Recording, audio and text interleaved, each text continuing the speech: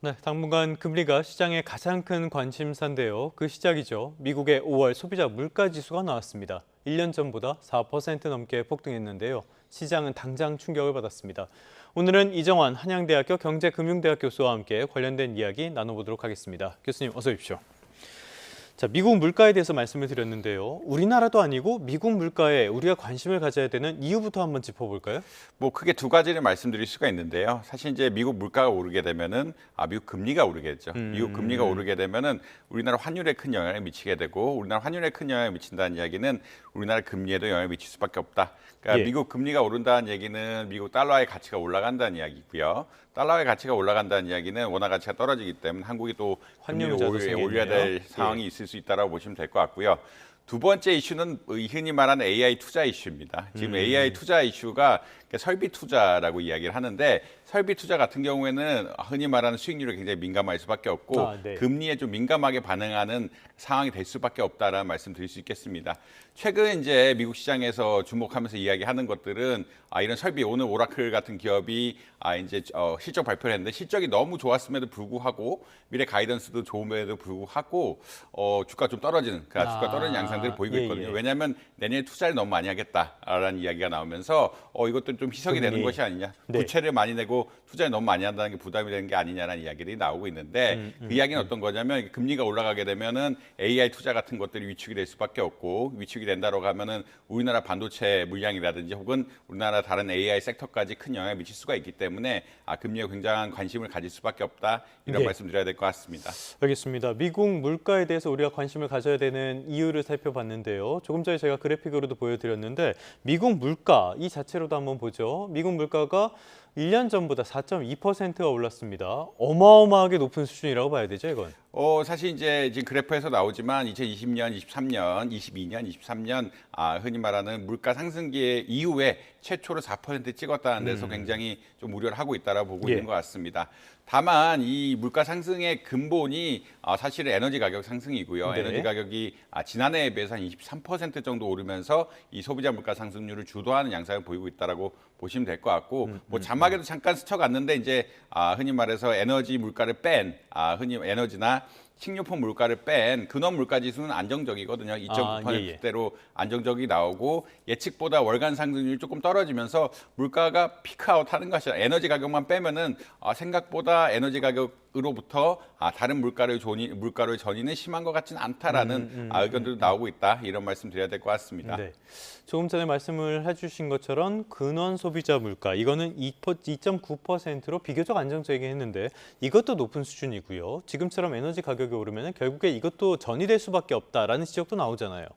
아무래도 그런 우려가 있다라고 보시면 될 것 같고요. 다만 이번 달 지표만 보면은 전이 효과가 생각보다는 크지 않은 것 같다라는 의견이 나오면서 오히려 금리 항방에 대해서 조금 더 관심을 가지게 되는 그런 이벤트라고 보시면 될 것 같습니다. 사실 이번에 그 소비자 물가 지수 그리고 이 근원 물가 지수가 시장에 부합함에 나옴에 따라서 물가 지수 발표할 때는 흔히 말 나스닥이 떨어지는 것이 좀 올라가는 양상들을 보였거든요. 올라가는 양상들을 보였는데 그 위에 이제 트럼프 대통령이 이란과의 전쟁들이 격화될 것이다 이런 얘기 나오면서 전쟁이 좀 흔히 말해서 이 주가가 좀 많이 떨어진 양상들을 보였는데 이 물가 지표만 보면은 사실 그 흔히 말하는 이 상품 물가라고 해요. 상품 서비스 그러니까 물가 지수라는 게 상품하고 서비스, 에너지, 크게 말하면 뭐 식료품 이런 정도로 구분이 될 수가 있는데 상품 물가 같은 경우에는 오히려 이제 월별로 봤을 때는 약간 떨어지는 양상도 보이는 까닭에 미국 실물 경기가 또 안 좋은 것이 아니냐라는 이야기도 나오고 있다라는 이야기는 좀 드려야 될 것 같습니다. 결국은 물가지수 상승이 에너지 가격 상승에 의해서 굉장히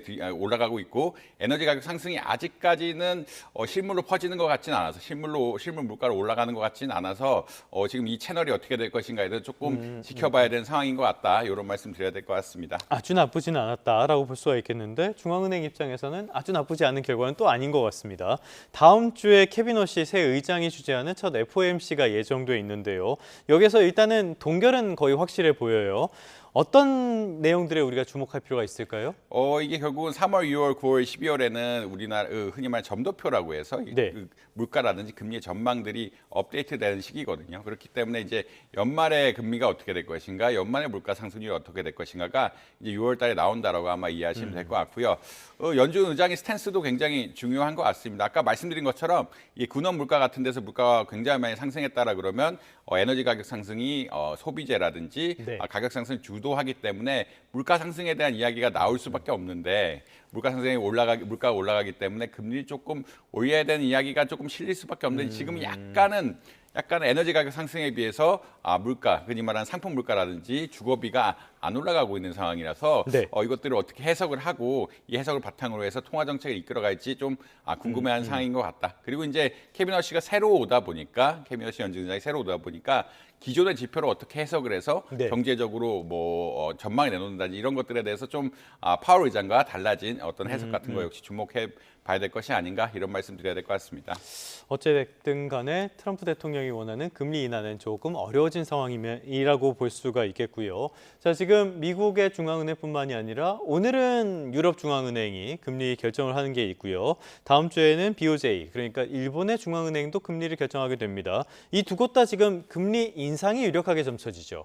사실 유럽 같은 경우에는 에너지 가격에 좀 민감하게 반응한다라고 예. 보시면 될 것 같고요. 아무래도 원전 같은 것들이 좀 부족하고 천연가스 의존도가 높다 보니까 흔히 말해서 에너지 가격이 올라가게 되면 물가가 좀 빨리 상승하는 경향들이 있다. 그래서 EU 지역 역시 소비자 물가 지수가 3%가 넘으면서 이번에 금리를 인상하는 것이 아니냐. 그리고 에너지 가격 상승이 지속되다 보면은 이것이 소비자 물가에 계속적으로 지속적인 영향을 미칠 수밖에 없는 구조이기 때문에 이번에 금리를 올릴 것이다라는 의견들이 지배적인 것 같고요. 예. 일본은 이제 경제 성장률이 나쁘지 않고 물가가 조금 오르고 있는 데다가 일본 역시 엔저거든요. 엔화의 약세가 너무 지속되다 보니까 통화 가치를 보존하기 위해서 일본의 중앙은행 역시 금리를 조금 올리는 것이 아니냐. 결국은 경제 성장률이 나쁘지 않고 물가도 유가 상승 때문에 좀 올라가는 양상들이 보이고 있고 더군다나 엔화 가치가 너무 떨어져 있기 때문에 엔화 가치를 보존하기 위해서 금리를 네. 올리지 않을까. 이것이 한번 일본 그 정도로 아마 예측을 하고 있는 것 같습니다.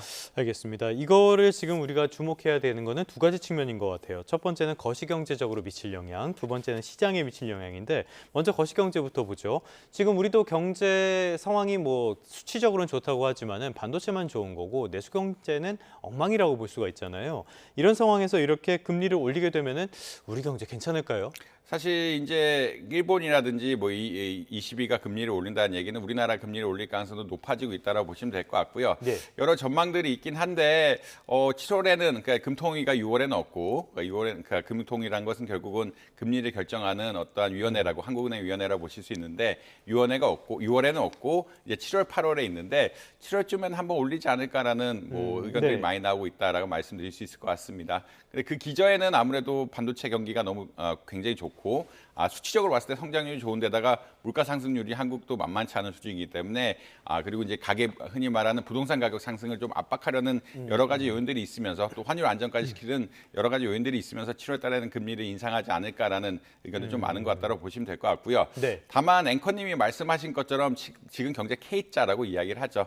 반도체 부분하고 그렇지 않은 전통 제조업 같은 부분들이 격차가 많이 나기 때문에 좋은 데만 좋다. 네, 좋은 데만 예. 좋다라는 의견들이 많이 나오고 있기 때문에 이 안 좋은 부분들의 효과를 어떻게 할 것인가. 지금 부동산 부분 역시 조금 살아날려다가 위축이 되고 있는, 그러니까 금리가 올라가게 되면 위축이 될 수밖에 없는 거고 제조업은 또 돈을 많이 빌려야 되는 어떤 산업이라 볼 수가 있는데 금리가 올라가게 되면 또 경영이 어려워지는 상황들이 있기 때문에 이것을 어떻게 고민해서 총량적인 수준을 결정할 것인가가 아무래도 이제 한국은행 그리고 국가경제 전체의 관심사가 아닌가 예. 이런 말씀 드려야 될 것 같습니다. 부동산이라고 표현을 해주셨는데 부동산보다는 건설 경기 정도로 이해하면 되겠죠. 건설 경기는 워낙 낙수 효과가 크기 때문에 금리에도 영향을 많이 받게 되니까요. 자, 이번에는 시장에 대한 이야기도 해보도록 하겠습니다. 지금 이런 금리 불안정이 시장의 또 불안정으로도 이어지고 있는데요. 이게 일반적으로는 시장의 불확실성으로 연결이 되지만 우리 시장은 완전히 롤러코스터를 만들어 버렸어요. 지금 4거래일 연속으로 사이드카가 발동이 되면서 극단적인 장세가 나타나고 있는데요. 지금 상황 이건 또 어떻게 봐야 됩니까? 지금 상황은 기관은 팔고 네. 개인들이 매수하는 이런 구조라고 보시면 될 것 같고요.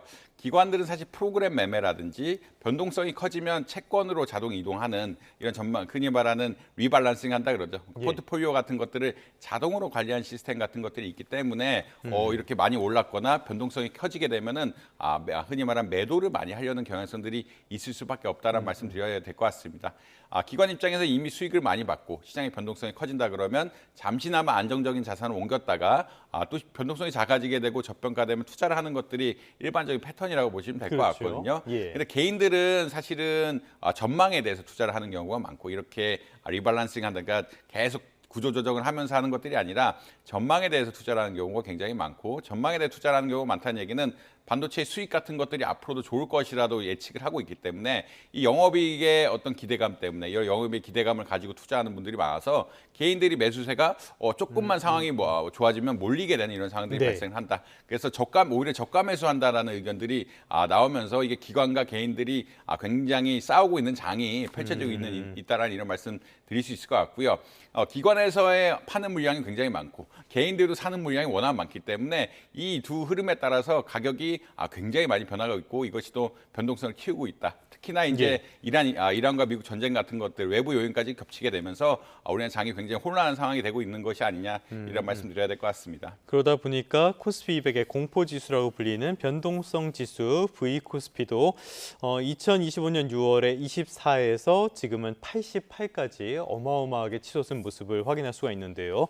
자, 이런 상황 속에서 조금 전에 보니까 기관이 팔고 외국인이 팔고 이 물량을 개인들이 받는다. 그런데 개인들이 그냥 받는 게 아니라 지금 빚을 내서 이걸 받고 있단 말이죠. 이거 괜찮습니까? 지금 반대 매매도 하루하루 늘고 있다고 하는데요.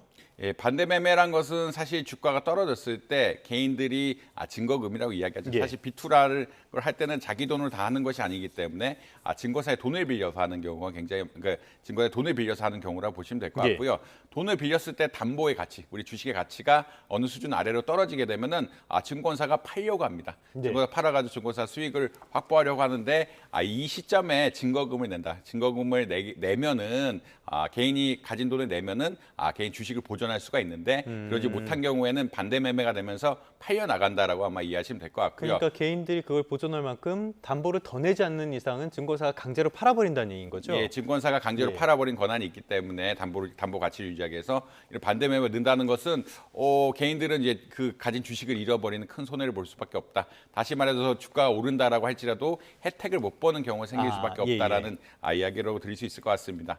최근 이제 신용 잔고도 굉장히 많이 늘어나고 있고 이걸 투자를 통해서 적극적으로 수익을 보려는 개인 투자자들이 늘어나고 있어가지고 이런 반대 매매 역시 굉장히 많이 늘어난다고 보시면 될 것 같고요. 사실 이게 반대 매매가 늘어나게 되면은 단순한 문제는 아니고 반대 매매 때문에 어떤 삼성전자라든지 하이닉스 주식들이 물량이 나오게 되거든요. 물량이 네네. 나오게 된다는 것은 시장에 공급이 많이 되게 되고 시장에 공급이 예. 되게 되면은 주가가 또 떨어지면서 반대 매매를 더 부추기고 기관들의 프로그램 매매까지 부추기는 이런 양상들이 발생할 수가 있기 때문에 시장의 변동성 차원에서는 그리 좋은 뉴스는 아니다. 그리고 네. 개인의 자산 관리 차원에서도 이렇게 변동성이 클 때 반대 매매 위협이 커지는 이런 상황이라서 조금 주의할 필요는 있는 이런 상황이다. 이런 말씀 드려야 될 것 같습니다. 모든 사람들이 빚내서 투자하지 말라는 이야기를 하는 거는 다 이런 이유가 있는 건데요. 지금은 이런 조언들이 별로 시장에는 먹혀들지 않는 것 같아서 걱정이 되긴 합니다. 자, B2가 걱정되는 건 또 있어요. 저희가 앞에서도 살펴본 내용인데 지금 금리가 오르고 있잖아요. 그러면 B2의 부담은 더 커지게 되는 거 아닙니까? 사실 이제 보통 증권사에서 빌리는 금리가 굉장히 높다라고 뭐 예. 7%, 8%대 하면서 일반 신용융자 하는 거 혹은 대주하는 것보다 굉장히 높다라고 이야기를 하고 있는데 이 금리가 올라가게 되면 추가적으로 당연히 금리가 흔히 말하는 이 빌리는 데 따른 예. 금리가 올라갈 수밖에 없고요. 이것뿐만 아니라 이제 금리가 올라가게 되면 주가의 밸류가 조금 떨어질 수밖에 없거든요. 아까 말씀드린 것처럼 결국 빚을 내서 투자를 해야 되는데 빚을 내서 투자한다는 이야기는 어떤 거냐면 삼성이나 하이닉스나 뭐 모든 기업들이 자본 조달 금리가 올라간다는 이야기고 자본 조달 금리가 올라가게 되면은 아무래도 수익성이 좀 떨어질 수밖에 없는 이런 예. 구조가 되기 때문에 양쪽에서 부담이 실릴 수밖에 없는 이런 상황들이다. 더군다나 이 미국까지 금리를 올리게 되면은 미국의 어떤 반도체 AI 수요 같은 것이 좀 떨어질 수가 있어서 조심해야 될 필요는 있다. 이런 말씀드려야 될 것 같습니다. 알겠습니다. 거듭 말씀을 드리지만은 지금은 B2로 공격적인 투자하기보다는 조금 신중하게 시장을 바라보시는 게 좋은 시점이 아닌가 싶습니다. 지금까지 이종환 한양대학교 경제금융대학 교수와 함께했습니다. 오늘 말씀 고맙습니다.